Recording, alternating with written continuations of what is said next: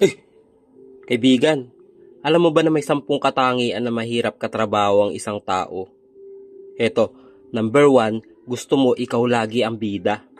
Number 2, hindi ka marunong makisama. Number 3, wala kang malasakit sa ibang tao. Number 4, masyado kang paimportante. Number 5, credit grabber ka.